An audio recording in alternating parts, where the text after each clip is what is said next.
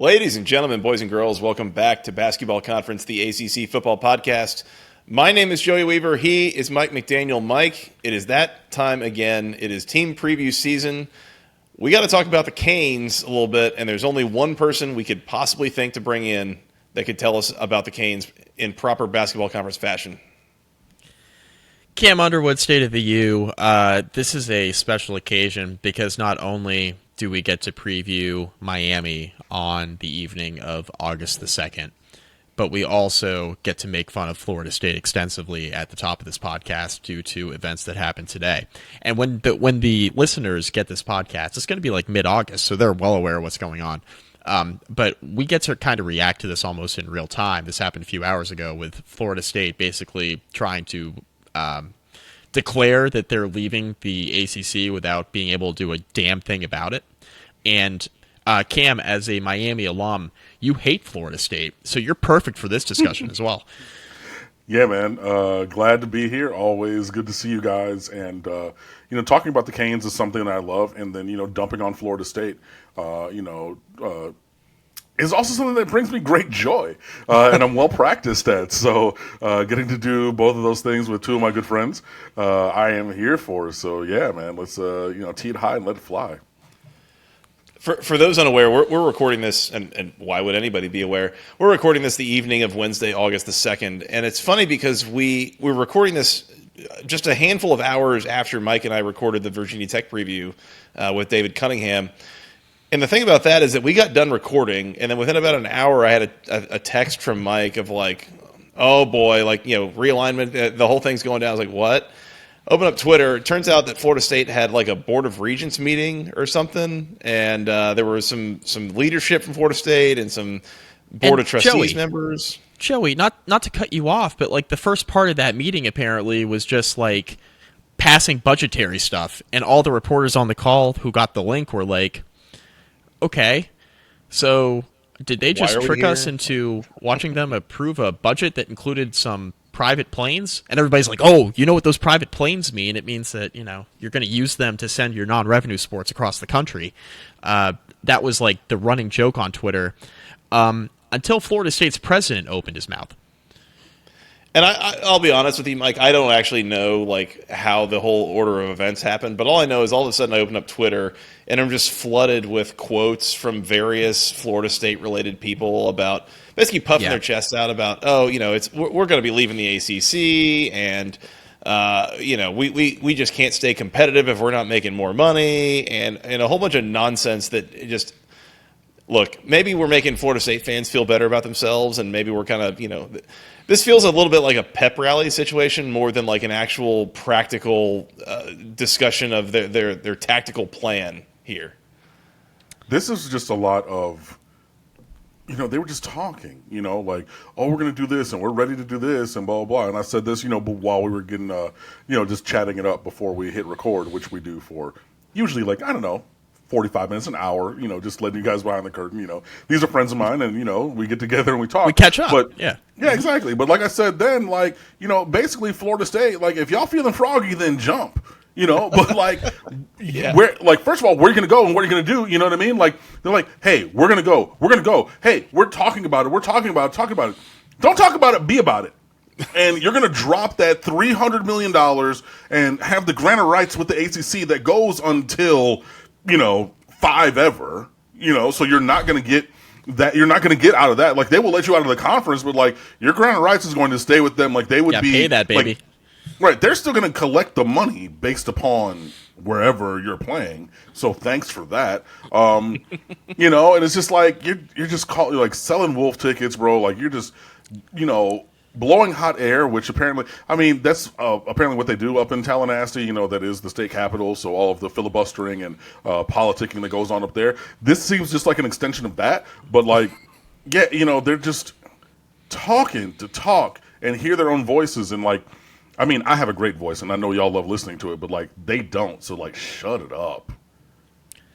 Yeah, and Florida State's president, who I will refer to so eloquently as Dick McCullough, because that's how he was coming off during the press conference today. He was talking about how they were going to exit, and the ACC needs to do something about their revenue sharing to more greatly benefit Florida State. Florida State, by the way, since they won their national championship, courtesy of Larry Williams from Tiger Illustrated, Clemson publication. Florida State is 32-32 in the ACC the last 8 seasons since they last won their national championship.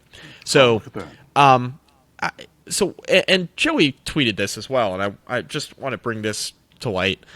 What exactly is the ACC keeping Florida State from doing, right?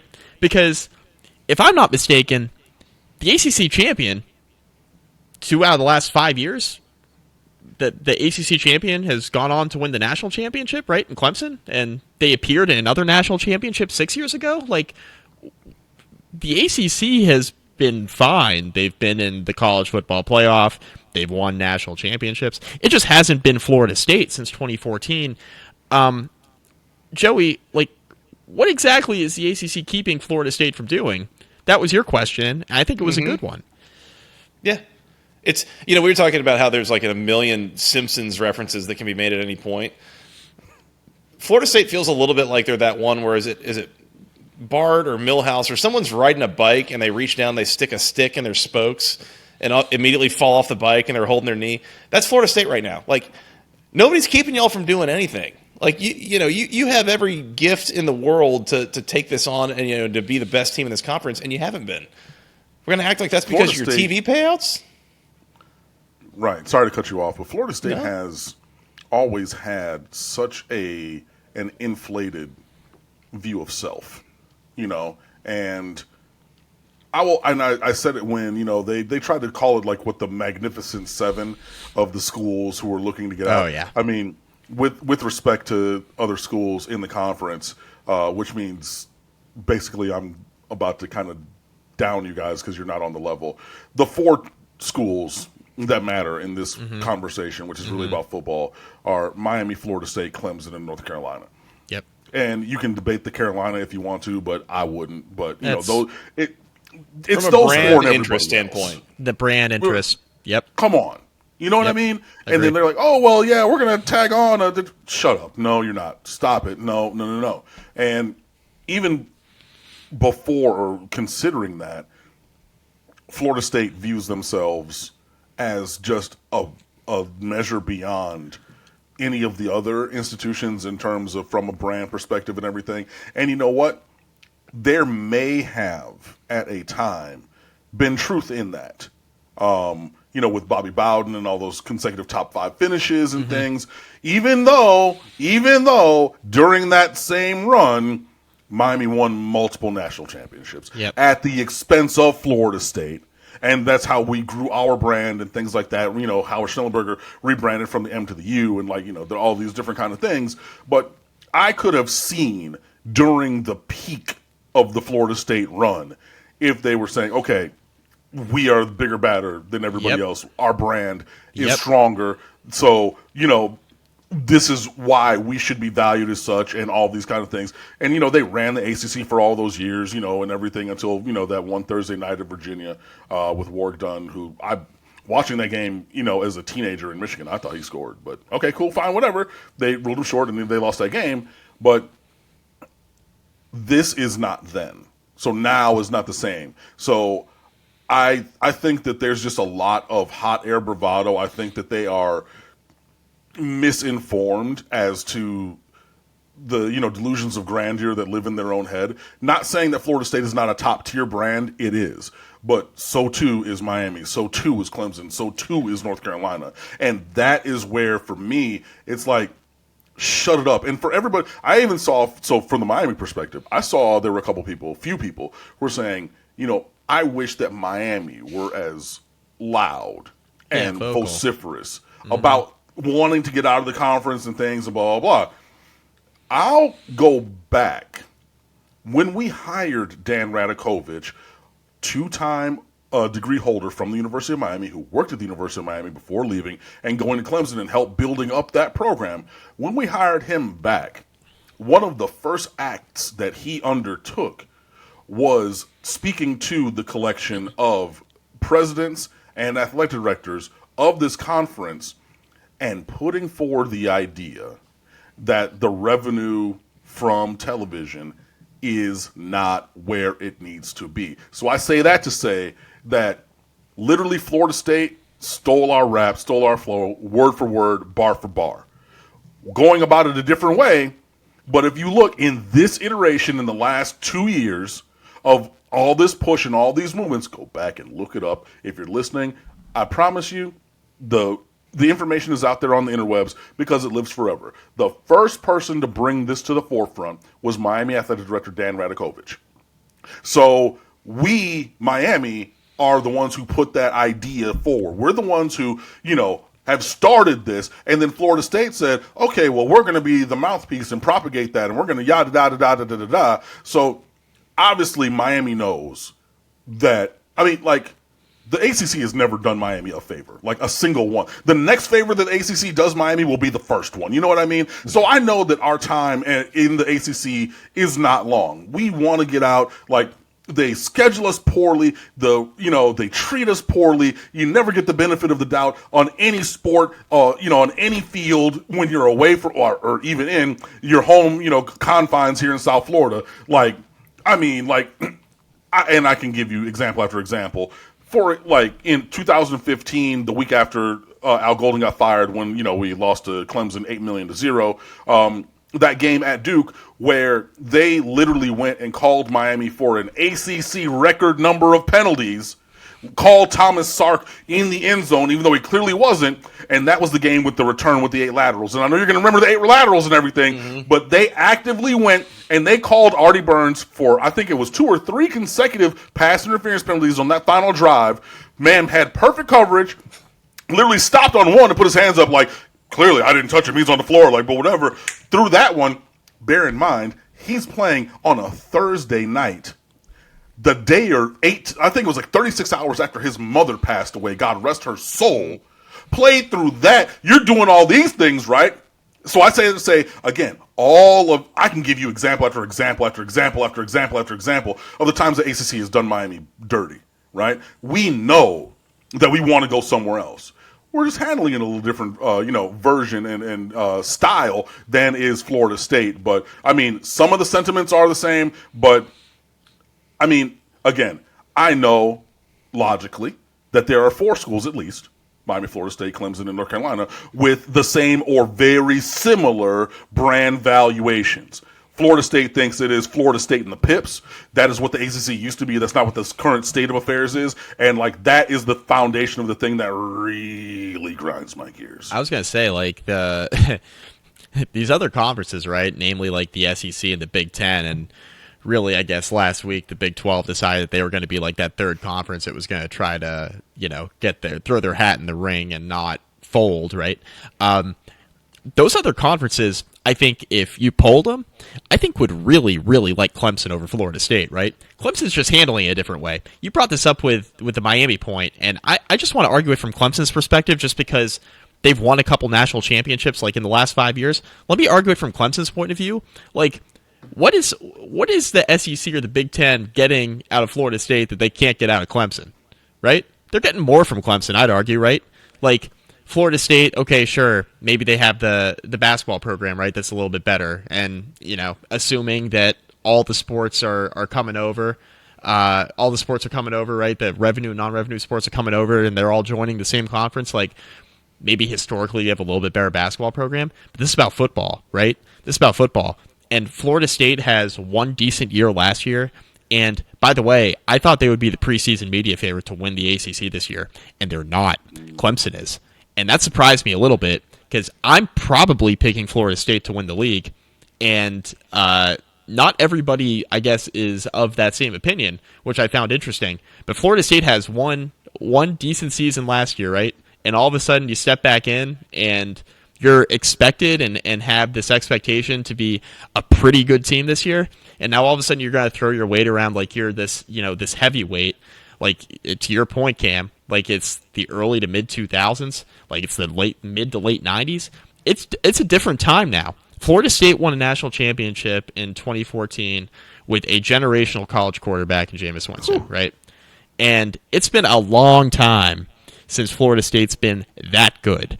This is the first time in a long time they've even been in the conversation, not to have a team like that, but to have a team that could be competitive to get back to a college football playoff. They haven't been on that level. That 2014 was a BCS national championship. They just haven't even really been in the conversation since then, right? To go and better this is the than first year 5-3 in ACC play, or like exactly, yeah. To be an average team in ACC play. I mean, we mentioned earlier they're a 500 team since 2015 in conference play, right? And this is the first time they've had those kind of expectations in a long, long time. So now that you have those kind of expectations before the season even kicks off, you're going to throw your weight around like this. By the way, they know that all these conferences are listening. But what's and Chris Vanini of The Athletic brought this up. This was, quoting a article that Stuart Mandel wrote earlier today. Like, what's ESPN's incentive? Because ESPN owns the television rights, right, for the SEC and the ACC. What is ESPN's incentive for getting Florida State to the SEC? So what, they could pay Florida State double in revenue? They don't have to do that. They own their television rights already.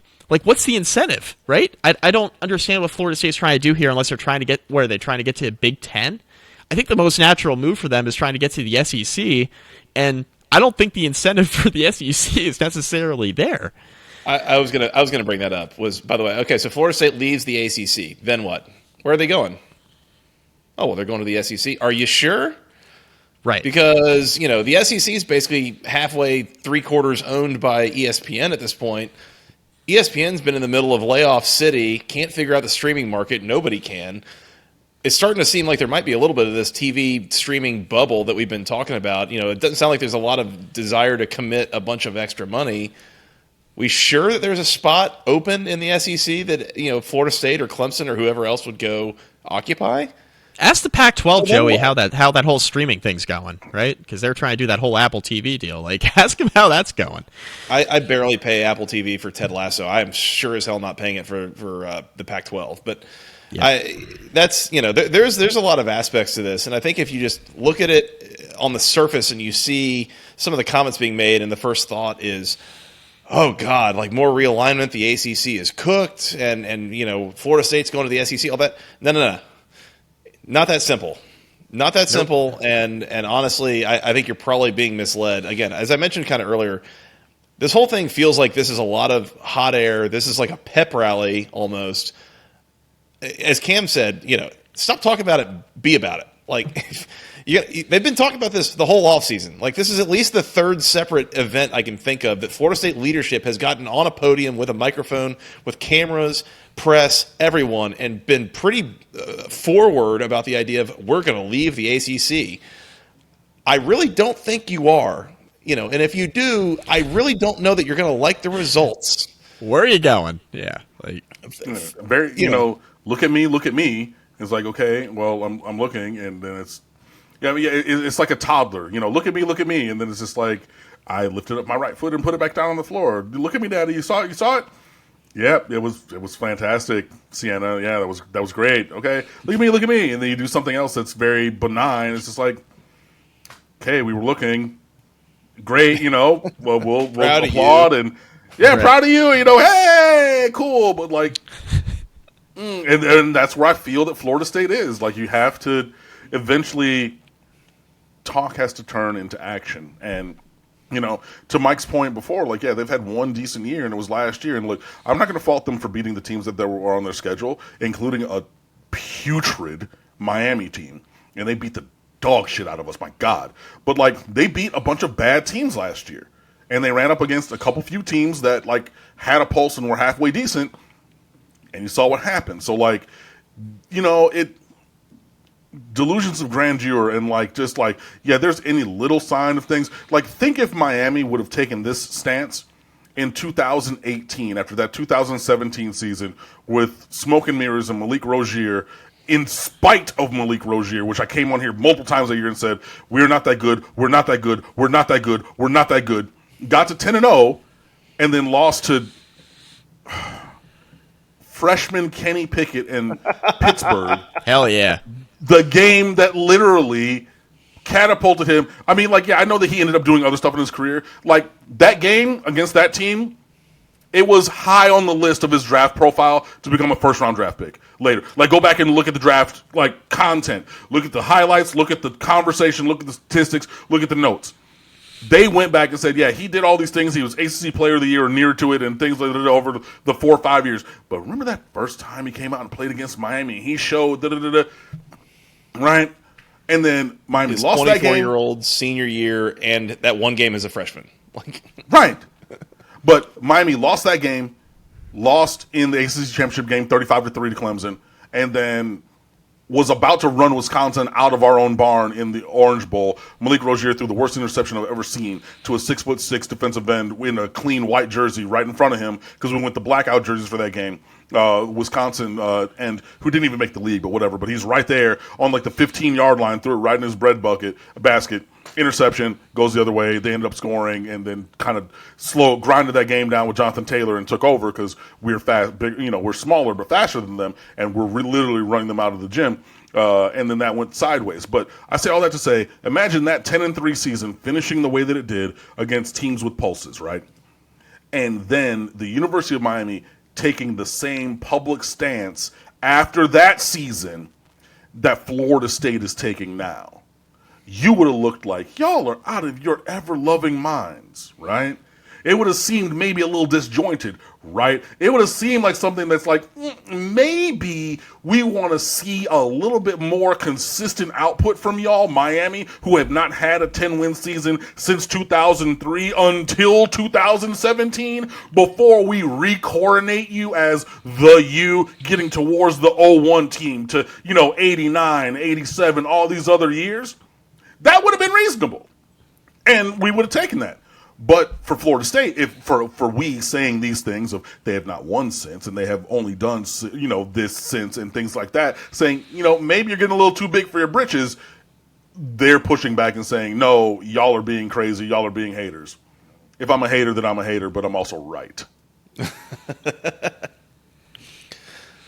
On that note, I think that's enough Florida State talk for the Miami preview. How do we feel, guys? We feel Absolutely. better? I feel a lot better. I feel a lot better. I've never been less excited for college football season with all this realignment stuff talking about in first week of August. Like, what are we doing here? I am with you. So let's talk about a college football season. Yes, let's do it. Actual football. Yeah, actual football. Cam, I wanted to start, and we always start talking about the coaching tenure, but I remember, we had you on, I forget if it was February or March, following season 1 under Mario Cristobal. Gosh, good start.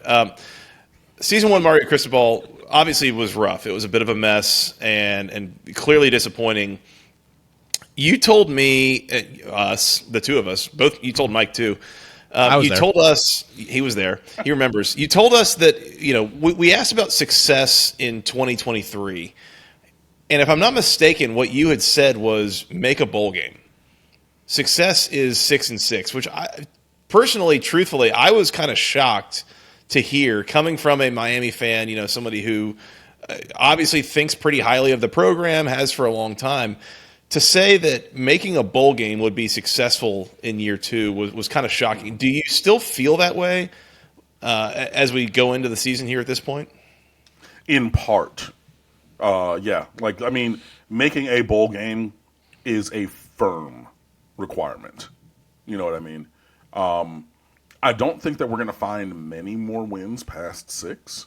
The over-under I've seen is at 7.5. That's what most everybody is giving. That's what most everybody is discussing. I think that Miami is going to be at that line. So 7-5, 8-4. I don't see 9 or 10 or 11. I don't see that. I think that there's still flaws with this, team, with the composition of the roster, and there's just performance that needs to improve. So setting a firm floor on making a bowl, yes, that is not like the ceiling of my expectations, however. So a little bit over that, but making a bowl is a clear demarcation that there's been a step forward because we've won another game. There's been progress in terms of the results. So I would say, so basically, yes, with an asterisk. Making a bowl is a component of an improved season. You want to see improvement pretty much across the board statistically. And even if on some of these things, like explosive plays allowed, changing the explosive play rate, which was, I believe, dead last in FBS, per Bill Connolly's SP Plus. Yeah, Miami's explosiveness. I mean, there was none on offense last year, and I wrote about it after week 2, after the Texas A&M game, and wait, no, before the Texas A&M game. Excuse me, because we had the HBCU bye game and then Southern Miss, and that's when I wrote about it. I said, "Yo, like, there's no explosiveness to this offense," and people say, "Oh, it's too early. Like, you know what you're talking about." Da, da, da. All the same kind of standard stuff, and that was actually the most explosive that Miami was all year was after those first 2 games.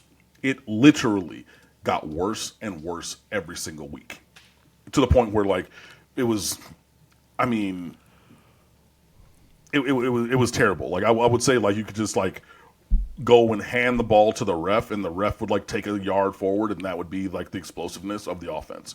So you want to see growth there. You want to see pretty much in all the metrics. And I mean, even for something that was last in the country, like explosiveness, like big plays, like taking the top off, like, what you think about with Miami, like fast dudes going and being fast and making highlight.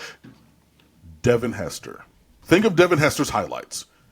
Any one of those plays, right? Whether it be from scrimmage or special teams, you're thinking that's the kind of explosion we want to see. But for Miami, I think for progression in terms of something like that, and there were multiple things that were like damn near in the 120s or lower in the country, you got to go from being terrible to bad, bad to average, average to good. So if you go from the 130s to the 90s, 80s in terms of explosiveness, that is not where you want it to be, but is such a huge step forward that will hopefully then be borne out in terms of improved performance on the field, obviously, and then, a couple extra wins on top of the 5 that we had. So, I want to see growth, and I want to see the beginning of the foundation of a mindset of who this year's team is in a vacuum, but what this program desires to be holistically. And that's something that's just kind of been wishy-washy for a while. I remember a couple of years ago when I came on after Mel Tucker and Michigan State came down here in Manny Diaz's last year.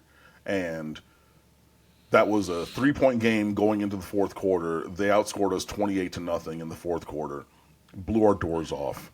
That was the day that I was done with everything, because literally after the game, Mel Tucker went in his post-game press conference and said, "We saw on film that they were soft.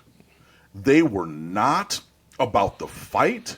They didn't want it. They tried." And, the game started at 3:30, so the opposing sideline was in the sun. So they're trying to make it hot. That's okay. We're built for this. We're going to drag them in the ocean and watch them effing drown.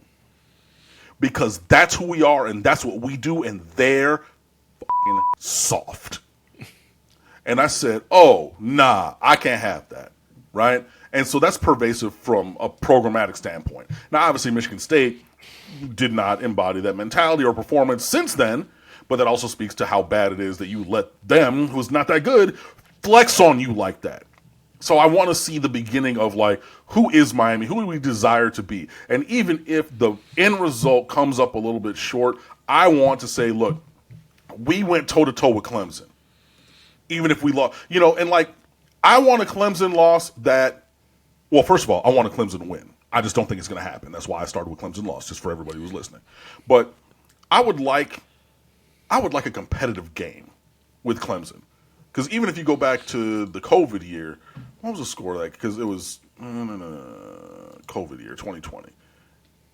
8-3, but we lost that game 42-17 with a touchdown late. I would like it under 20. The margin.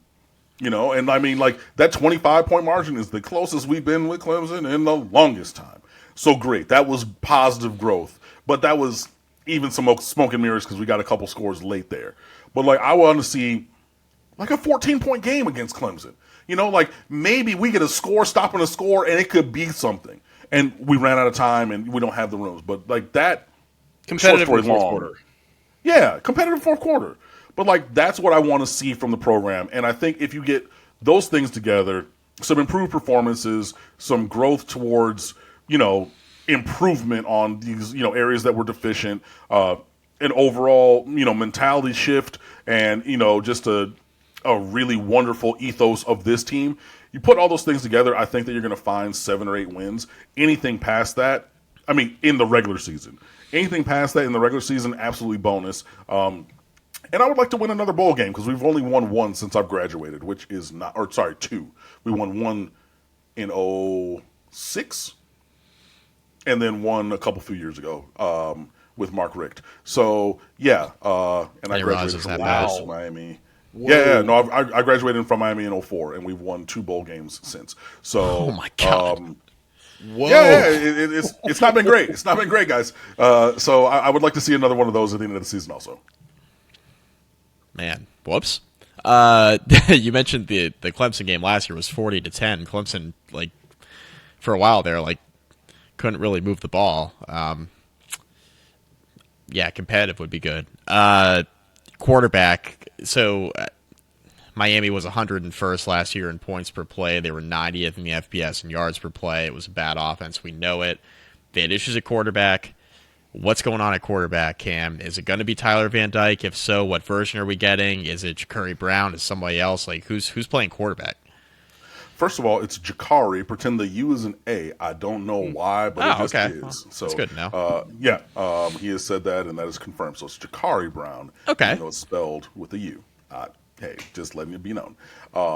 Also, the defensive end, number 12, is Jafari, not Jafari Harvey. So, yeah, random things. Anyway, it's Tyler Van Dyke's show, 10,000%. He's the one game ready quarterback that we have, and we're going to ride it till the wheels fall off. Hopefully, the wheels or the shoulder, as it was last year, doesn't fall off again. And I think that the first thing towards having an improved performance from him is an improved offensive line, and that's going to really be helpful. Last year sounds familiar, Joey. Yeah, at points was a sieve. You're playing guys who really shouldn't be playing, and the offense was also just dog water. Just trash, dumpster juice. And so he's holding the ball, trying to make a play, and things like that. And he gets sacked and tackled on the shoulder, and all that came together in a perfect storm of bad. So we're trying to move past that. I think you're going to find somewhere between 21 and 22 Van Dyke. I know that new offensive coordinator Shannon Dawson wants to do more vertical passing in the passing concepts. He's an air raid guy, has been all around. And coordinate some really dynamic offenses. He also, a Mario Cristobal offense is going to run the ball. So be prepared for that. But when we throw it, I think there's going to be very Van Dyke-friendly schemes. And that is just so great to hear from everybody, ever since Shannon Dawson got hired. Famously or infamously, after the Middle Tennessee shellacking that came at after the close loss at Texas A&M, in the bye-week Monday presser, former offensive coordinator Josh Gaddis came out and said that it would be then at 1-3, 4 games into the season, during the bye week, is when he would finally and firstly sit with Tyler Van Dyke and go over the things that he likes and the things that he's good at. Oh, I remember this. Oh, I'm not making it up. Go look. It's on Canes All Access on YouTube. You can go back and look it up for whatever the date was. He literally came out and said, I'm going to meet with Tyler now to come up. You've been here since January. And we're 4 games past. A spring, a spring, a full summer, which I know that they, just give them the playbooks. Then you get a fall camp, and you get a month's worth of games. And after all of that is when you're going to begin to look at your star quarterback, a potential first-round draft pick coming into the year, and ask him, hey, What do you like throwing? What do you throw well? What do you think might work? And you came out and said that unbidden in front of people? This just on a confirms. microphone? This just confirms what we already thought about the Broyles Award. It's a sham award, baby. Like, Gaddis is a Broyles Award winner. Was the reigning Broyles Award winner when he hired him away from Michigan. Yeah. Just, you know what I just mean? won it. It wasn't like I won it 10 years ago. Like, won it Right. like a matter of months ago. I remember Like, that a matter of weeks out. before we hired him. Yeah, I remember that coming out. I remember Mike and I looking at each other on the podcast and basically being like, what did he mean by that? Because certainly it doesn't mean that he hasn't. Yeah. Surely, like, it doesn't mean what it sounds like he means, right? Like, surely not. Like, what? I mean, maybe not at like the firm heart of things. Like, I'm sure that he's met with Tyler, but I mean, like, to the point where like you have to note it and say, yeah, we're really going to sit and we're really going to look at the things that, you know, he wants to do and he does well. Like, how is that not foundational to how you're building the offense? So I say all of that to say, you know, Shannon Dawson has been around many a quarterback who's put up great numbers. I used to work at Miramar High School, for those of you who are listening, and I was there for Geno Smith's junior and senior years. And he put up all kinds of numbers in a Shannon Dawson offense at West Virginia. So if you're looking for like vertical passing and things like that, that was an offense that was coordinated by Shannon Dawson there that led to, you know, quarterback doing very, very well. And there's been many others, but yeah, you know, this is the Tyler Van Dyke show. This is the season. Alabama came and tried to get him to go over there, transfer there, and he decided he wanted to stay at Miami, which is great because, like, if he would have left, we would have been in trouble. But yeah, he is the one game ready guy that we have. It is his show. It's going to have to be his show, and hopefully with a passing offense built on concepts that he likes and is good at, we will see improved performance. I think it's going to be between a 21 and a 22 version of Tyler. I don't think we're going to have every single game with 350 yards and 4 touchdowns like we did in 21 just because Rhett Lashley just he wanted to air that. He was like, yo, hey, vertical, go. So it might not be to that level of number, but like he still has the ability to dial that up if and when he needs to. And if you're able to hit vertical shots at times, if you add in, you know, the levels concepts that he loves, if you add in that smash concept, the high-low read concepts that he loves, and I mean, literally when he started on that streak of games in 21, I was just like counting. I was like, yo, they're just running smash, which is, you know, outside hook, inside flag, and it's like, read the defender. Is it, you know, if they're reading zone, does he sink to the flag or does he jump the curl? Whichever one he does, throw the other one. If it's man to man, throw the outbreaking route and just wait for him to get a step and put the ball on him, you know. And like, if you're able to do that, and when he was cooking in 21, we ran smash concept, levels concept, and the Mike Leach 4 verticals 6 concept over and over and over and over. And if we're able to integrate those things in with an improved offensive line, which should hopefully then keep him healthy and also create space for the running game, I think that Tyler Van Dyke can be successful. But yeah, this is 10,000% his team. It is absolutely his show, and we will go as far as he's able to take us, which I think is probably, you know, because of some of the other roster deficiencies, is probably still only going to be 7 or 8 wins. But if it's that or better, it's going to be on the strength of the right arm of number 9.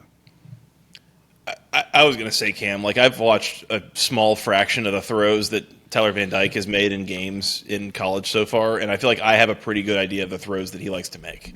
It's that vertical passing game. It's, you know, it's those kind of high-low reads, those things. Like, he is really good at those things. It's weird to me that you would be asking him to do a lot of other things than that. Like, so that was kind of what was kind of stunning to me about that whole situation. But if you look at the team and the depth charts here, Cam, like, strength of the team wise, you know, we've talked about the offensive line, a little bit of a concern. We'll get into maybe the defensive line, you know, defensive front a little bit as well. Is it in the offensive skill group? You know, where do you see the strength of this team going into 2023? If there's one thing that really carries them, who is it? Ooh, that's a really good question.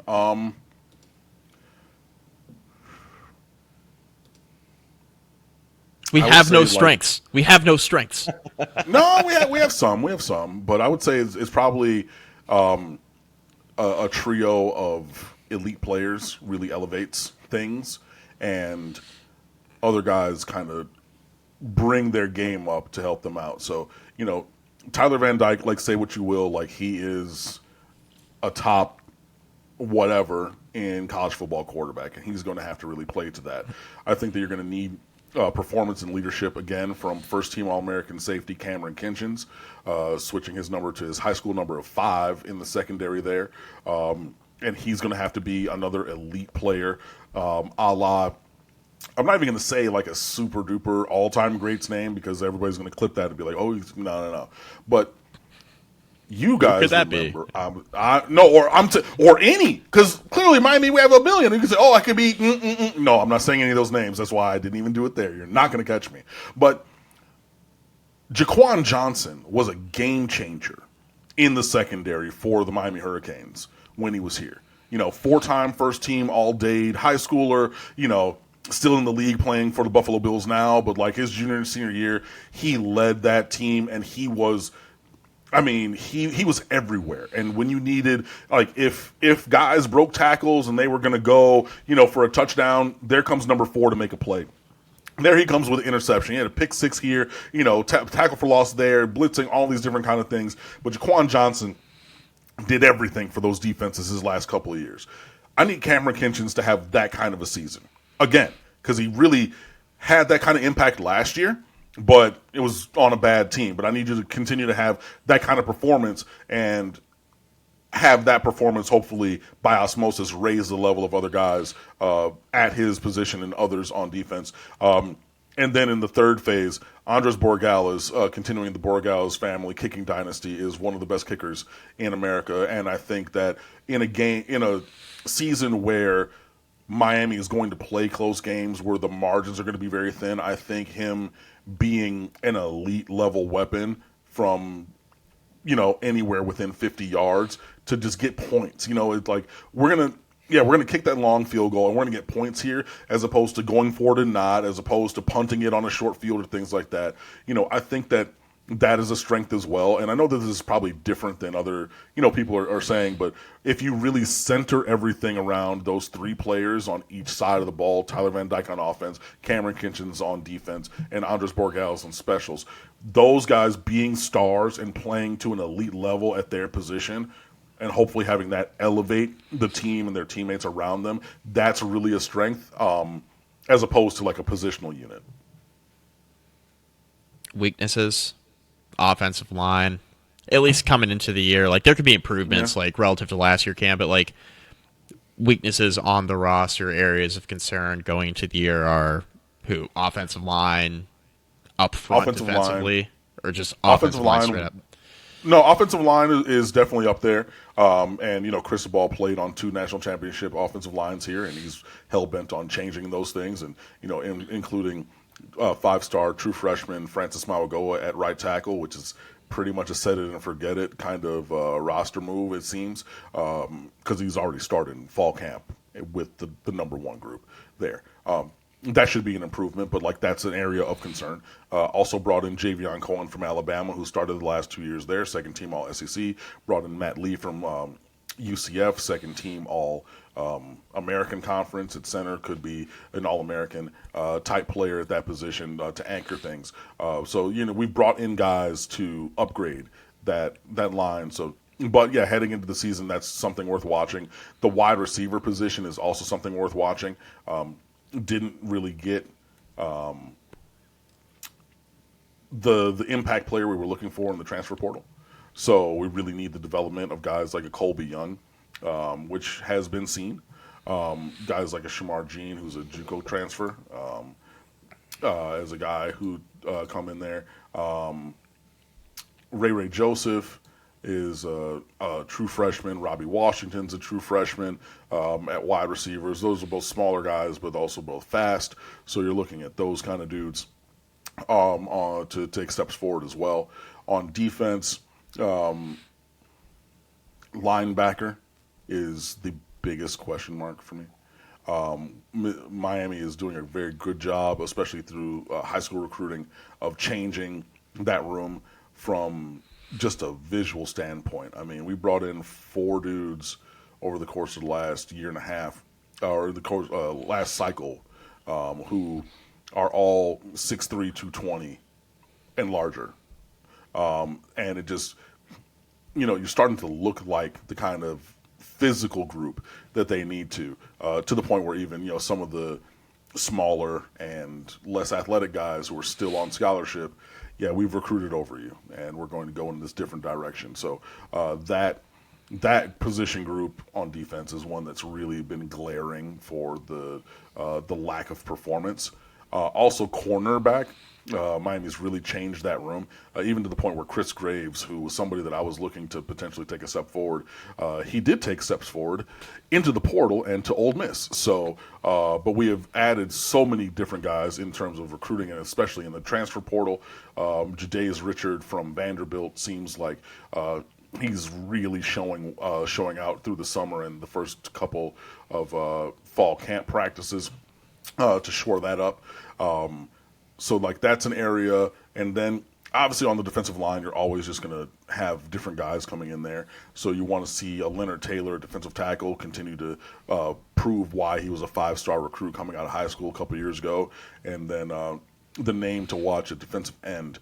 Akeem Mesidor is very good. He was a West Virginia transfer. Jafari Harvey, who I mentioned earlier, is another guy. But the guy that I really, if there were to be a college football player stock market, I am all in on getting all the stock on number 9, Nigel Kelly. He is an 18-year-old sophomore. He turned 18 during his freshman season, but this is a kid who is he's a freak. He plays quick. He's big. He's 6'4", 245, 250. So he has good size to him. He's quick off the edge. He has great burst. He was a terror in the spring game. I know it was a kind of, coordinated scenario situation for the spring game there. But Nigel Kelly, I think, is going to take capital letters TL, capital the leap this year. So if I'm buying stock of anybody on the defensive line, it's him, and getting him to the level where I think he can be with all the other players, that would be such a big help. So yeah. So just to recap: offensive line, wide receiver, linebacker, and then the ever-present defensive line kind of a thing. Those are the issue, and cornerback. Kind of some of the areas that we're looking for growth and development in terms of the roster. But, Mario Cristobal has clearly stated that what we thought when he was hired of the Miami job as a cosmetic reno, like maybe paint a couple walls, change a couple sconces, things like that. He's like, no, this is not even that. This is not even a gut reno. This is a full to the foundation teardown project. And there is the rebuilding that takes time with the roster. So he's had half a cycle in 22, a full year in cycle, and transfer portal in 23. Going to need another year, maybe 2, to really get this roster where we want it to be, which is why I named 5 different position groups as things that were not necessarily where we wanted them to be. And I could keep going because I'm not really comfortable anywhere. Well, running back, I'm actually pretty comfortable. Absent injuries, I'm pretty comfortable with running back. We are stacked with talent there. And quarterback, I mean, as Tyler goes, we go, because there's some guys with maybe some potential, but it got to be Tyler Van Dyke this year. So, the rebuild is ongoing, but I think that we can get there, but still work need to be done. I was going to say, I wanted to ask about especially the offensive line. You've hit on that a couple times, and to some degree, you kind of alluded to it with the defensive line. The interesting thing that sticks out to me is I think back to Mario Cristobal's teams at Oregon, and I think if I had to give you a defining characteristic, is that they were physical. Mario Cristobal wants to run a physical program. As you've said, Tyler Van Dyke, he can throw the ball, as well as he wants. Cristobal is going to demand that they run the ball and be a physical team in the trenches, that kind of thing. And yet, kind of comparing that against if basically the whole time we've done this podcast, and probably well before, if you ask me to name the top 3 to 4 physical teams in the ACC, Miami's not on that list and probably not that close. Like, the recruiting rankings say very good in the trenches. My eyes tell me fine, at least on the defensive line, pretty good in the trenches. Offensive line, and my eyes tell me not that great. So I guess my question is kind of reconciling this. Cristobal wants to run a physical program, but that you just, and I know that a couple of the top recruits were like offensive tackles. Like there's a lot of work being done there. But tell me if I'm wrong. That just is a thing that just kind of takes time. That from year 0 to year 1, year 2, it only builds so fast. Yeah, it does take time, and the beautiful thing is the transfer portal is there to help accelerate that a little bit and level that. And normally you can only bring in 25 new players a year. For the 2023 and 2024 cycles, that's uncapped. So you're able to bring in as many players from high school or transfers, whatever, as long as you don't go over your 85 scholarships. You can bring in as many players as you want. Look at Colorado with Prime.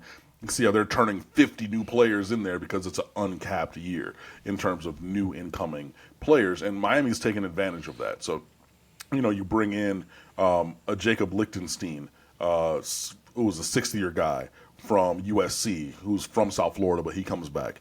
You bring in a couple of defensive tackles from like a Georgia Southern and a UAB. Like they're not necessarily, it's not bringing in Warren Sapp, Russell Maryland, like super duper stars, but guys who can raise the level of physicality because, again, in the trenches especially, you need that physical development over time. You need those 21, 22, 23-year-old bodies just because, like, you get that grown man strength, which is different than 18-year-old boy strength, So even if you bring in a guy who has some of that physicality, even without the top end overall potential, that still raises the level. Like I said on the offensive line, rundown, you brought in Javion Cohen from Alabama, who's a grad transfer. That speaks to that, who started there for 2 years. You bring in Matt Lee, who also is a grad transfer from UCF. Again, he's a 22, 23-year-old guy who was a second-team all-conference performer. And by infusing those guys and, mixing them with, a Zion Nelson at left tackle, who's a fifth-year guy here. Then you have Francis Malgo, a true freshman, 18 years old, whatever, but, he's like 6'6", 330. Does he still need some of that, like, grown man strength? Yes, but, like, he has the requisite size. He's going to be playing next to Anez Cooper, who's a sophomore, who's like 6'5", 330, right? But, again, he's been here for a year, and he has that year of development. So you're going to need to both develop it internal to your program, and to bridge some of that gap, especially in this rebuild, this from the ground up foundational rebuild, by sprinkling in those transfers, these older guys, especially along the offensive and defensive lines. That was what will hopefully help accelerate the process a little bit, but then add in the right now physicality that Cristobal is looking for, because, he wants to be able to have a team that is going to be able to punch you in the mouth and withstand being punched in the mouth, and I think that's really going to be foundational towards that progression. Yeah, do you think the greater physicality up front in the trenches on both sides of the football, do you think that is the surefire sign that the culture is changing in a way that, I think is really going to be indicative of whether or not this tenure is going to be successful or not? 100%. 100%, because it's so foundational to the core of who Mario Cristobal is and how he views the game of football. Like, you can't just say, oh, like, a wide receiver made a great catch. Like, yeah, that's a great thing, and I want that to happen, but, like, that's not, like, to the core values of the program foundational, like the physicality on both sides of the ball is. So, like, that is absolutely going to really indicate how things are going. And, you maybe saw it in spurts, and I mean spurts for like one or two plays last year, but, if you think of, and Dan Lanning's doing a very good job continuing what Cristobal had going there in Oregon, right? But you see their offensive line when they're marching down the field, and they're just kind of standing there, these big giant dudes waiting for the play call to get into a stance to go maul somebody across from them, and then the defense is trying to figure it out, like, what are we going to do? And it's just like, what you're going to do, is get run over. But like when Miami's offensive line just walks up with that saying, like, yeah, do what you do, sub who you want to sub, play the twist games you want to do, like, go ahead. But what's going to happen is you are on the train tracks and this train is coming every single snap, and you can just see it, even from the still shot on the sideline between snaps. When you see that, and then you also see the play of, wow, Henry Parrish or Mark Fletcher or Trevante Citizen, the running back, is like gashing this defense. And Kirk Herbstreit, well, let's wind that back. Let's look. Boom, he gets this down block here, and he pulls around, and we're going to run power. And you see all these things, and all of a sudden the hole's open like the Red Sea. You're going to know. That's really, it's foundational. Like, that is 100% what you're going to look at and what it's going to have to be, because it was very intentional that in the first the first full recruiting class that Cristobal had, because he got hired in December and it was like a sprint till February signing day in 22. But the first full cycle, we signed 5 offensive linemen, including 2 5-star tackles. Very intentional. So now this year's class, we're still bringing in offensive linemen because that's foundational to the belief of Cristobal and how you build a roster. And like, duh, maybe you get an 18-year-old and like he's going to be a 3-year, 4-year guy. Like, we've had guys who, years down the line end up the 2nd and 3rd team all ACC. They go into the league, like John Feliciano. He's played for half the teams in the NFL, right? From Davie Western High School, was a 3-star recruit, didn't play a meaningful snap at Miami till his 3rd year. Not a single one. But he played 3rd, 4th, and 5th year. He ends up getting drafted in the league, and like I said, to this day is still in the NFL. So you're going to need to bring some of those guys in.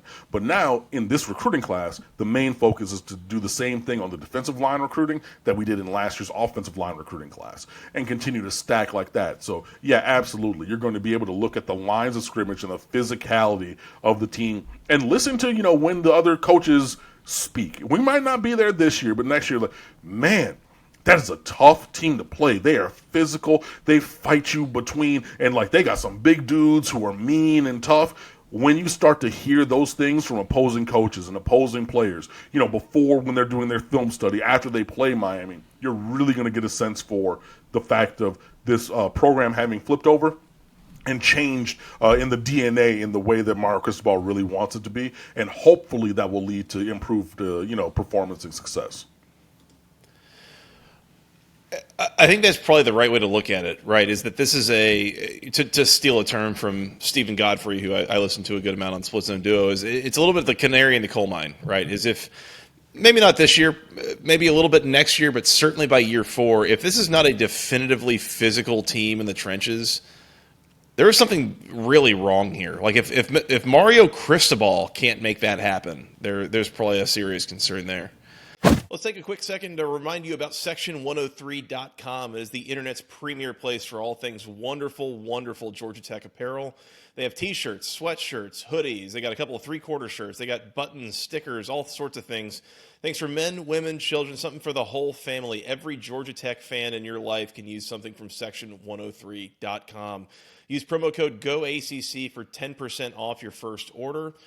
They've got some new things all the time coming. Recently came out with some new player shirts. Shirzies, I guess as the kids would call them.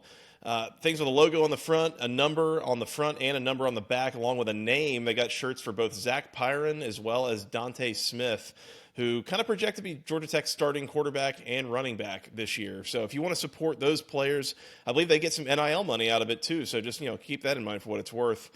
They've got the Juniors Grill shirt. They've got all sorts of great products there. They've also recently come out with a clearance section. So if you're looking for some T-shirts or a couple of hoodies for a slightly lower price point, go check out the clearance section. Once again, it is Section103.com. or at section_103 on Instagram. Give them a follow. Check it out. All things wonderful Georgia Tech apparel. Again, using the official team colors, the official word marks, everything. It is all officially licensed. It is super comfortable, super high quality. I love mine. You will love yours as well. Check out the performance wear if you're looking for things to keep you cool here during the summer. In any case, one more time, that is section103.com, the internet's best place for all things wonderful Georgia Tech apparel. That's it for now. Let's get back to the show. So we'll keep an eye out on that. Cam, let's hit the schedule here real quick. And where I always like to start is with the out-of-conference games. And very interesting slate here. You got 3 games off the bat at home. Miami of Ohio, Texas A&M, Bethune-Cookman, and then at Temple. I mean, for whatever we think of where Miami is as a program, 3 of these have to be wins. The 4th one we thought was like a battle. Yeah, we thought was a battle of titans last year. It turned out to be a battle of teams that didn't make bowl games. But it's an interesting out of conference slate to be sure, with 3 home games, including one against an SEC team that is loaded down with talent and should be at least a good indicator of kind of where things stand early in the year, I would think. Yeah, that was a game that Miami could have won in Kyle Field last year. Texas A&M is a very, very talented team. They have a lot of, especially along the defensive line, but I mean all over the roster, they have very talented guys, including a couple guys from down here that they did come into South Florida and pluck away. But yeah, that clearly is the feature game of the non-conference slate. Want to get back, hopefully, and we'll see. But I don't think that. And I know what happened last year. Obviously, I was there when Middle Tennessee State had a once-in-a-lifetime vertical passing game, and I mean that for pretty much anybody who's still living and breathing. Because it's that 2013 Auburn magic in there. Like, it was a once ever performance for their program.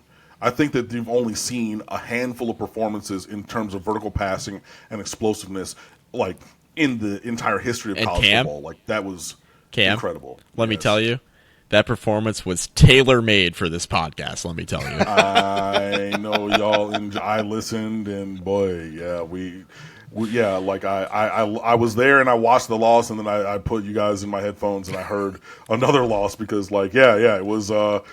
It's pretty bad. Not gonna lie. I have no doubt we made you laugh more than a few different times in there. Yeah, so that's what we're going for.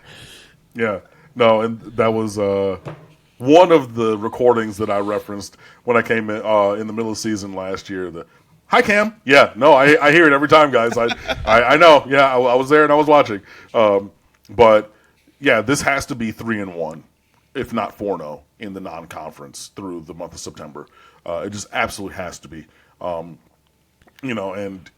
especially if you're looking at my personal belief, going all the way back to the beginning of the conversation, I think that Miami is going to be right around that 7.5 number. So either at 7 wins or 8 wins, and to get there, like, I think you're going to need to bank 3 or 4 of those wins earlier.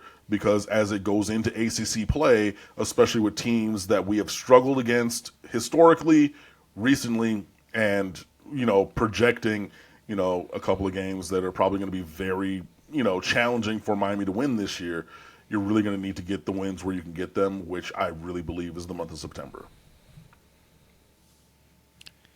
I look at this and. First of all, agree with everything you just said, especially about the September, banking the September wins to try to get, not only 6 wins, but 7, 8. Beyond. I'm with you. I'm having trouble seeing Miami maybe get more than 8. I think if they got more than 8, if they got to 8 or greater, I mean, that's an unbelievable second season and a great turnaround considering where they were at when Cristobal took over. But I look at this schedule and I think all 4 of those September games are winnable. I would be shocked to see Miami go worse than 3-1. That would be shocking to me, even in Miami's current state. Miami, Ohio, Bethune-Cookman, Temple is terrible. Like, I would have where's the second loss there? It should be layup. Yeah, I mean, where's Should this? be. I understand the Middle Should Tennessee be. thing. I understand the Middle Tennessee thing, but like, man. Okay, so let's say 3-1. Okay, let's just say for sake of argument, let's say 3-1. Sure. They're at home against A&M, but they're probably they may not be favored. Okay, so let's say 3-1. You go into the bye week, right, and then you draw Georgia Tech in a first-year head coach situation at home. Okay, at North Carolina, then it's tough. You got to have it, right? Got to have it, and then mid-October on at North Carolina against one of the 2 or 3 best quarterbacks in the country, home against Clemson, which at least you get it at home, but Clemson will be better, I think. Dog. Yep, double-digit dog. Home against Virginia should win, but Layup. I understand the historical issues. Should be a layup. Took 4 overtimes last year, but don't have to talk about that. It's neither here nor there. Then What was the score of that game? 14-12 in 4 overtimes? Yeah. Christ, that was That's all I've got to hear to know that what a mess. 14-12 and 4 overtimes. the good, the good, the bad, the good, the bad, the ugly was gold. Reading that What is afterwards, this, baseball? it's just brutal. Okay, so this is the defining stretch for me, right? Because I think this really dictates like what's the ceiling on the record. The final stretch of at NC State, at Florida State, home against Louisville, at Boston College. I want to point out 2 different things here. Florida State obviously going to be a pretty tough game, we think. Louisville, terrible time to get them. At least you get them at home. I get it's year 1, but like if Louisville has a decent year, November, you'd rather have them September and November. And Virginia Tech also draws Louisville, I think, the week before this. I think they draw them the weekend of the 11th, if I'm not mistaken. We recorded that podcast earlier today, and we had a similar conversation where, like, Virginia Tech drawing Louisville in November is tough if they want to make a bowl game, right? Because I think in a year 1 Braum situation, you'd rather have them earlier. At BC, obviously, very winnable. So I look at this schedule, and I'm like, by the way, not only Louisville in November, but you're getting it a week after you're in Tallahassee. Yeah, a week after Come Tallahassee. home and play that team in November. Like, not ideal. On senior night, yeah. Yeah, and I think David Cunningham at Tech Sideline, who you guys will hear on the Virginia Tech preview, I think he made a good point about Louisville today, Joey, when we recorded with him, where like if Louisville is having a good year, any team that gets them in November is going to be tough, right? But it's also first year Jeff Braum. What if it doesn't go great, right? Like, what if it's not going well? That November matchup might not look as bad as maybe it does on paper going into the year, which I think is totally fair. Mm-hmm. So it kind of depends on what that game looks like, because that November slate is tough. BC obviously very winnable, but you're also going to Chestnut Hill at the end of November with a bunch of players from Florida. That's the only way I could see that going sideways if you get a bad weather situation, because Miami is a much, much more talented team. This, to me, and I'll just get this out of the way here, this feels like 6-6, 7-5. Like, I think we're all kind of going to be in that 6 to 8 win range. I am with you, Cam, with what you said earlier. If it's 8 or more, that is a phenomenal year, given the way things are looking post September 30th bye week. Like, the schedule does not lay out too well for Miami. This is a tough ACC slate. Just with the way things are laid out, you get both Florida State and Clemson. You get NC State on the road. Louisville should be a decent team. Like, this is a tough ACC schedule. I have been advocating for Miami to get a later bye week than week 5 for a while, and that desire has been left wanting by the ACC conference. Again, like I was talking about, not doing Miami any favors. And even if you think, oh, well, the bye week isn't a favor. Yes, it is, when you have to play, 8 weeks in a row after that. So, but, the ACC, and this is operating, my brain as a Miami fan has been rewired, because like I look at this, I'm like, it shouldn't be, but like we're talking about this team, not the teams of 2000, 01, 02 when I was an undergrad. Like, because, one of these things is not like the other. So you look at, you go to North Carolina. They've won 6 of the last 8 against Miami, including the last 4. Is that going to stop this year? I don't know. Gotta score with him. Are we going to stop Drake May? I mean, look, we held Drake May to one of his lowest outputs last year and still found a way to lose that game. Then you have Clemson, who was, Goliath to our David, and I don't know if we have a slingshot with a stone or something to slay them. So, like I said, I just really honestly want that game to be competitive into the fourth quarter, or in the fourth quarter, not into, and then whatever happens. But, I mean, I would love that game, the margin to be 2 touchdowns and under. That's what I would love. I don't know if we are there to be able to do that, but that's my goal. Virginia, that has to be a layup. That has to be a win. This is not the Mike London era where we lost to them year after year after year and kept him employed for the better part of half a decade because. Thanks for that, by the way. Yeah, you're welcome. But literally, we lost to them 4 out of 5, including 3 in a row at one point. I want to say then those games pretty exclusively kept him employed there. But yeah, no, we have to win that game. NC State. That's a tough one, but we've had success against them recently, even including a shootout with De'Aaron King in 2020. It won't be an easy game, but it's a winnable game. That's a good barometer for the physicality thing, is playing against NC State. Agree. Absolutely. On the road. Yeah, I agree. It could be, but we went into it in 2020 trying to measure ourselves that way, and then they were like, oh no, we're going spread and we're going to go up top. And I was like, oh, so this is a shootout? Okay, cool. Which, played into our hands. But, Dave Doran, he runs a good program there. He's won fewer than 8 games twice, including his first year there. So that's a tough one. Florida State, I mean, that game always is a standalone kind of a game, but that's a team who blew our doors off last year. Again, I think that they're very good. I don't think that they're national championship good, but I do think that they're good to the point where it might be a mountain too big to climb this year. Louisville, and it's also weird because Miami has our 3 tentpole teams last, back to back to back, as opposed to mixed up at different weeks. And I know that we're not going to get Florida State the last week of the year on rivalry weekend because they have the Florida game then, so we get them, and then Louisville. Maybe this is my hubris, but that has to be a win. Come hell or high water. And I mean, I could see it not being a win, and I could see how it couldn't be. But if I'm counting to 7 or 8, yeah, I'm you gotta have it. Game. You gotta have that. Gotta have it. Yep. Even though it is openly a challenging game, I'm not saying that it'll be easy, but if I'm counting to 7 or 8 wins, gotta have that. And then the Boston College game, same. Gotta have it. On the road, care. Thanksgiving weekend. Cool, fine. It's nothing bad's ever happened there. That makes it tough. I mean, again, that same game in 2017. That's where the perfect season went to go die. On the road, just down the road a little bit in Pittsburgh. But yeah, Miami loves playing cold weather. You gotta have that. God. Say that again. Miami loves playing in cold weather.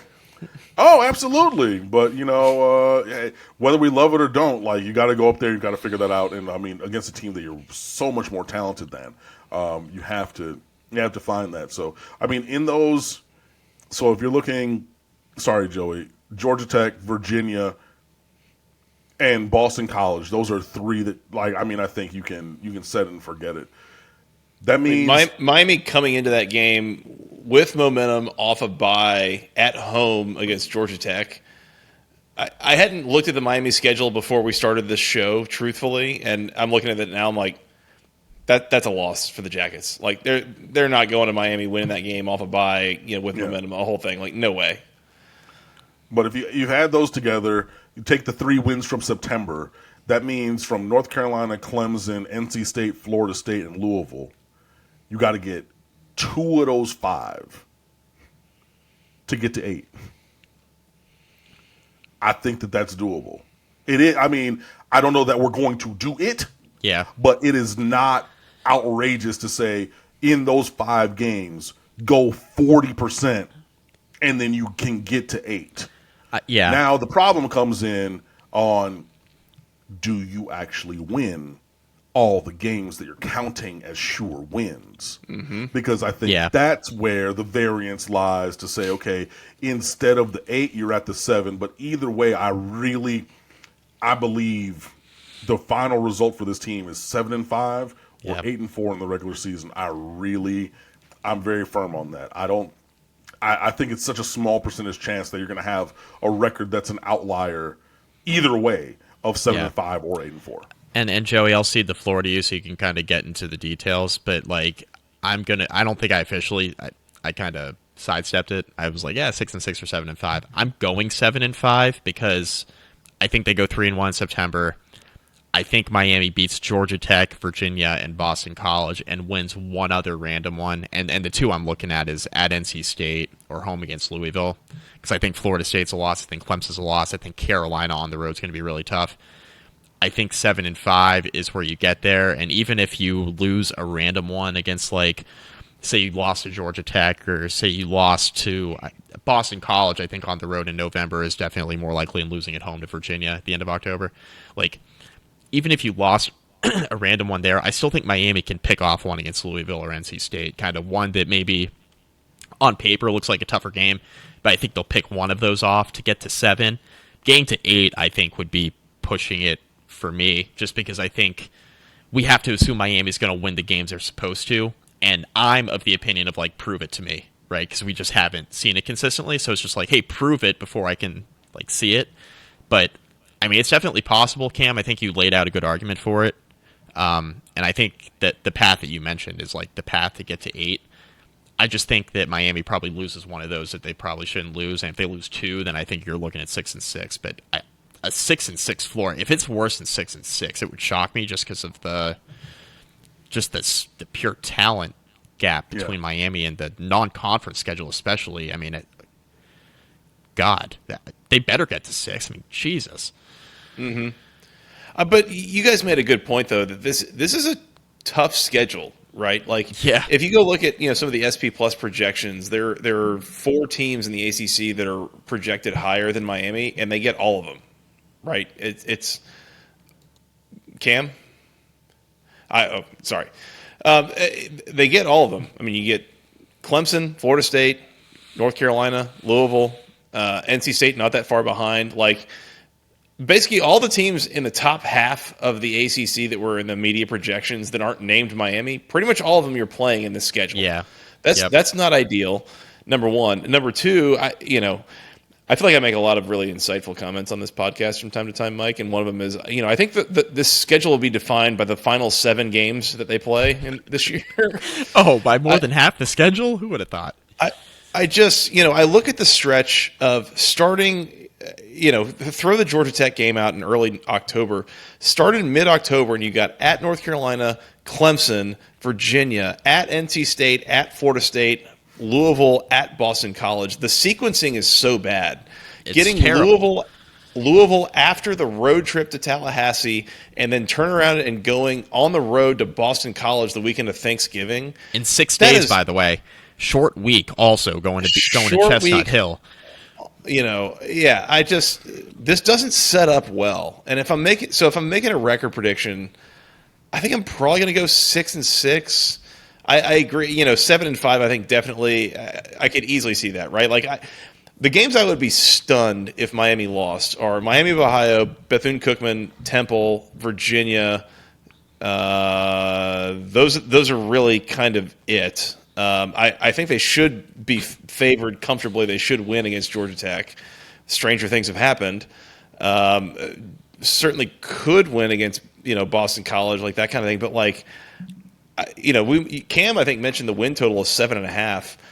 I have a hard time seeing them go over that just with the way that the schedule lays out, unless this team is definitively different than what we saw last year and have seen in the couple years prior. If they go 4-0 in September, I think that's how you get to 8. Bit of a different ball game, yeah. Then I think that's the argument for the over is you go undefeated in September in the non-con, you beat A&M, and then I'm baking in a loss to A&M, which. That might be a little bit premature. Right, agree. Who's to say what A&M will be? A&M's far from the toughest team on the schedule. I mean, there are some games in here. Like Yeah. Texas A&M, by the way, is who we're talking about. Like, yeah, I'd rather I'd rather play Texas A&M. I'd rather play Texas A&M than going on the road at North Carolina. I'd rather play Texas A&M than play Clemson. I'd rather play Texas A&M than going on the road at Florida State. I might take Carolina over A&M, but for what that's worth, anyways. Maybe. Maybe. I mean, the quarterback thing is a big. True. I mean, that's a tough. That's where I'm at. I get A&M's more talented across the board, but the quarterback thing is just like hard for me to overlook. Mm-hmm. So no, that's just what I was going to say. You know, A&M is super talented, so. But yeah, they do struggle at the quarterback position, and I mean, I can see why.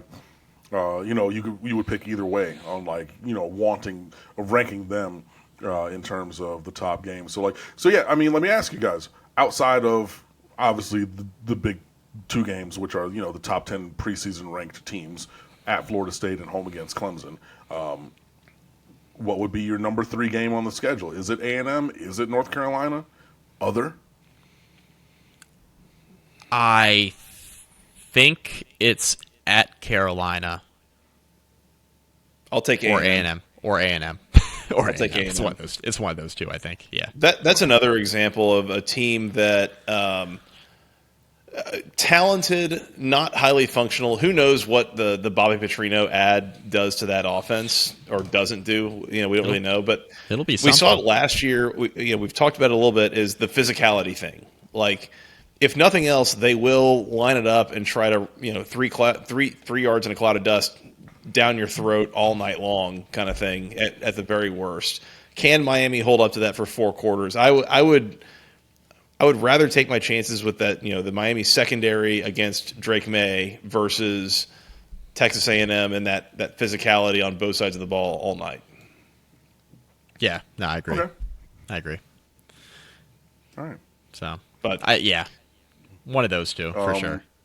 For me, if I've said so long here, or I haven't written it yet, but I'm going to write it for State of the U. I said it on Mark Rogers earlier today, and I've said it on Twitter, and in other conversations. Like, I just really believe that Miami is going to be at that 7-5 or 8-4 kind of mark.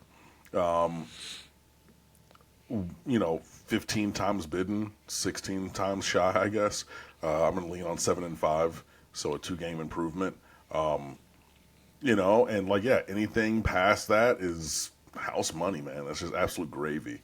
Again, we're talking about like should wins and things like that.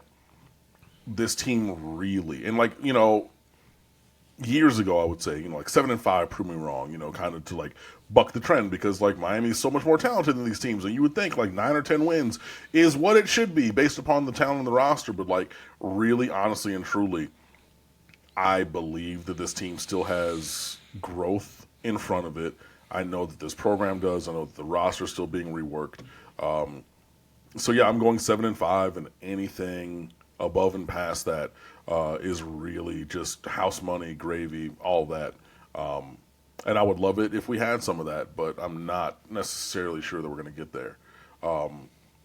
Even though, I did lay out a path to 8 that's reasonable, I still got to see it happen before I believe it. The win the ones you're supposed to, it's like a big part of this. And yeah.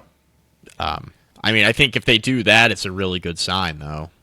I think that's the really good sign. You win the ones you're supposed to, even if it ends up being a 7-5 season at the end of the day. Like, winning the ones you're supposed to is definitely a step in the right direction, especially what we saw. Middle Tennessee State is like low-hanging fruit, but like that's the example last year, right? Yeah. Like, don't have any of those types of games. Well, 7-5. So win the games you're supposed to. Sorry, Joey, and then also, for me, going towards, like what you're talking about earlier a little bit about, like the DNA of this program changing. Be competitive in every single game. Like, there shouldn't be any blowouts. Yeah. And I get that it happens and, like whatever, but like eventually to take another step towards being the kind of program that we want to be, you're going to have to play a game against Clemson where you're within 3 touchdowns. You're going to have to bounce back from, and like, hey, we beat Florida State by 6 touchdowns 3 years ago. Then they beat us 2 years ago, and then they beat us by 6 touchdowns last year. So like you can look within the space of 1,000 days or just over and be like, we beat them by 6 touchdowns. They beat us by 6 touchdowns. Cool. But like getting back to, competitive in every single game, or, well, I don't even want to say what I would say, or have some kind of outstanding scenario, some, outlier scenario to lead you to a non-competitive result. But in the course of the last few years, I've seen so many outlier performances of, bad tackling and turnovers. In that game against Duke, when we had like 8 or 9 turnovers, it got to the point where literally all of us, bloggers, journalists of all kinds, were like collectively trying to research and find if that was a school record. And so, like, we had tasked a couple people to go down to the SID crew, and they're like, this is, they honestly were like, we don't know. And I'm like, it's your job to know. So, like, I was scouring the internet for box scores from 1942, I want to say, or something, to try and see, because, like, it was such an outlier. Like, that's what, and they don't exist. So it listed the turnovers, or listed the number of turnovers, but not the type. So it had like interceptions thrown, and it was like 7, and I was like, cool. Were there fumbles? Like, I don't know, so like that kind of a thing. But it was such an outlier that literally, we're sitting in the press box doing research back to the 1940s to try to find something of the ilk that we were literally seeing in front of our faces. So, I say that to say that, I should be careful what I wish for in an outlier performance, because the Miami Hurricanes will deliver it, and I might not enjoy it. That was the one thing I was going to add was, the thing that scares me about the schedule and this program in particular that we're talking about is that Miami historically has had the ability to throw a clunker or two. Mm-hmm. And this schedule is loaded with teams that if Miami goes out there and throws a clunker, they're going to get beat and might get beat bad. So that's the thing is, a game that's like, oh, they got a 40% chance of winning, all of a sudden goes to like 5% or 0%, so I think that's a little bit of where my mind is at too, is, you got to come out and play a full 4 quarters against almost every team on this schedule from an ACC standpoint to have a chance to win it. And do I trust Miami to do that for 2 straight months? I'm not sure that I do. So that's where my mind's at. I know for a fact that I don't trust Miami as currently constructed to do that for 2 straight months. But, I openly invite them to prove me wrong and show me different. And I don't mean that in a contentious way. I mean that honestly, because, again, I went to Miami. I am a Miami alum. I bleed orange and green. And I would love nothing more for them to come out and, and do the other part of the sentence, 7-5, and prove me wrong. Do that. Prove me wrong. I will come back on here and I will eat all of the crow and be like, I said it was going to be a 7-5 team and we went 10-2 and da da da da. I would love nothing more than that. I just don't think that that's necessarily realistic. Well, one of these days, one of our teams on this podcast is going to make a bowl game. So we'll see if that happens this year or in future years. I don't know. Oh my God! Were we all at home in bowl season? Wow. Yes, we were. Yeah, unfortunately, 3-8 does not get you a bowl bid. We only had 1 Power 5 win last year, so trying to make it 2 this year. Be good. I haven't watched a Georgia Tech bowl game since Paul Johnson was retired against PJ Fleck's first Minnesota team that was low key becoming a wagon for 2019, and got disrespected by the Belk Bowl. Should have taken us instead of somebody. I don't remember. Played Auburn. Was it Wake? Something like that? Anyways, I don't know. Different discussion for a different podcast. Yeah, for sure. For sure. That was like the beginning of Tanner Morgan, probably. He's still there, I'm sure. It was early Mo Ibrahim. It was like, oh yeah, there's this freshman guy named Ibrahim. Turns out he led the Big Ten in rushing for 2 years after that. So. Oh yeah. Good times. Just a Walker Award candidate. No big deal. Mike, that's all I got for Cam. Anything else? I think we're good. Cam, appreciate it, buddy. Tell everybody where to find your stuff.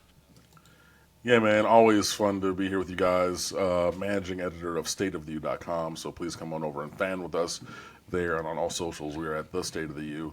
If you're still on the Magic Twitter machine or X or whatever it is, I'm at Underwood Sports, where I'm tweeting about all kinds of random stuff. Not as much sports as I used to, but like, I'm a Renaissance man. I'm interested in lots of different things. So come and get to know me there, and all kinds of other places. So as always, man, love you guys. Great to see what you're doing. Always a pleasure. I will gladly come back on here throughout the season. I need the Brian Van Gorder Award, or the for the You Trieds and all kinds of stuff like that, and whatnot. But yeah, like I said, it's always great to be here. Thank you guys so much, and go ACC, go Canes, and all that kind of stuff. I'm personally excited for the return of the Queen Elizabeth II Memorial You Died Award this fall. So bad, Jesus. I've got to take this podcast off my resume. I mean, we got the message from Cam, which was like, just listen to the podcast, Mike. That was so out of pocket. I think was the exact, exact message. Yes. Like, had to pull into a parking lot. Yeah. Oh man. Good times though. Good times. Yeah. Cam, you're the man. Appreciate it, brother. Absolutely, anytime. Mike, let's get out of here. You want to come back and preview some more teams as we keep going here? Yes, sir. In the meantime, they can find us on Twitter. I'm at FTRS Joey. He's at Mike McDaniel SI. Together at BC Podcast ACC. Once again, go follow Cam at Underwood Sports on Twitter, at the State of the U on Twitter as well, and stateoftheu.com. You can find us on Twitter. We're on Instagram at BC Podcast ACC. We're on Spotify, on iTunes. You can send us emails to basketballconferencepodcast@gmail.com. Sure. Nailed it. Why is my brain is like broken right now? I can't talk anymore. I don't know what's going on. Again, I think I said the iTunes Spotify bit. Mike, where else are we in God, thanks. Where else are we in the social medias? You said Facebook as well, but I'll plug it again. Facebook.com/basketball conference. Rate, review, find some of our podcasts there, maybe even this one. Mike, I'm thinking it's closing time. We should probably get out of here. It's closing time for us three working stiffs. Also, we have children. So yes, yeah, they. Yeah. Sorry, I don't want to speak for everybody, but whole sleep thing is important. I have a joke I'll tell you all after we are done recording. So Good. We'll do that then. Can't wait. Good. I'll make it Cam. into the bloopers. Cam, good man. Appreciate it, brother. Anytime, guys. I'll talk to you. All right. For that guy, Mr. Mike McDaniel, for Mr. Cam Underwood, I am Joey Weaver. Thank you guys so much for listening. We will talk to you again soon. Until next time, go Canes and go ACC.